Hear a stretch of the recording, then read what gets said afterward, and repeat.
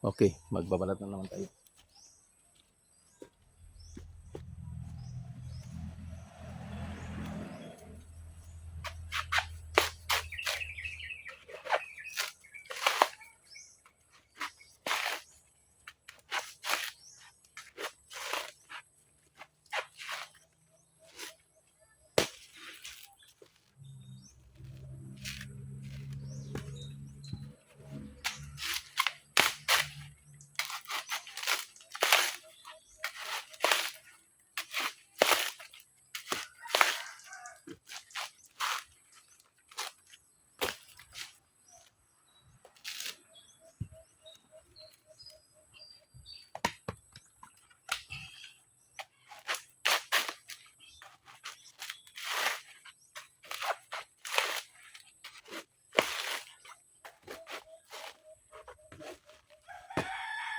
Ito, ganito kahirap ang buhay magsasaka.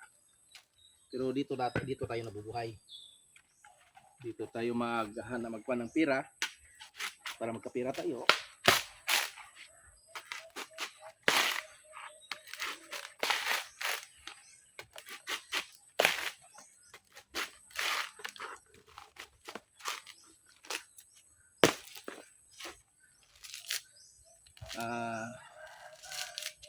Dito.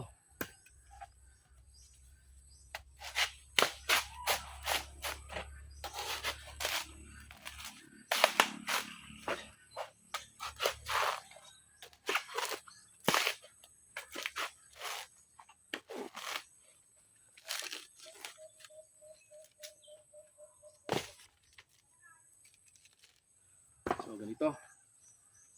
Ito po.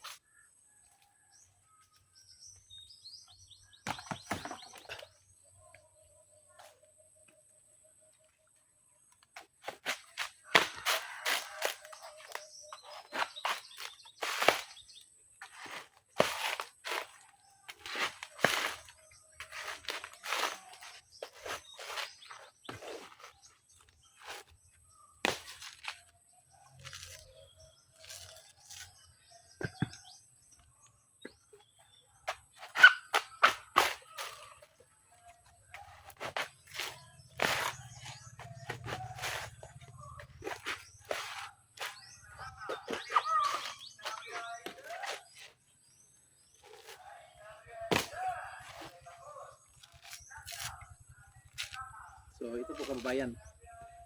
Ito po, itong mga nyug na ito, more than 100 hills, mahigit 100 puno sa 11,097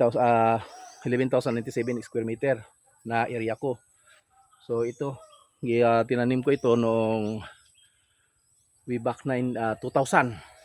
2000. So malalaki na, matataas na. So produkto na. Kaya ito na ngayon. Ito na ngayon. So ito, babalatan ko ito lahat para mabinta. At saka mag-harvest pa ako doon. Mag-harvest pa tayo ng marami para papaharvest natin para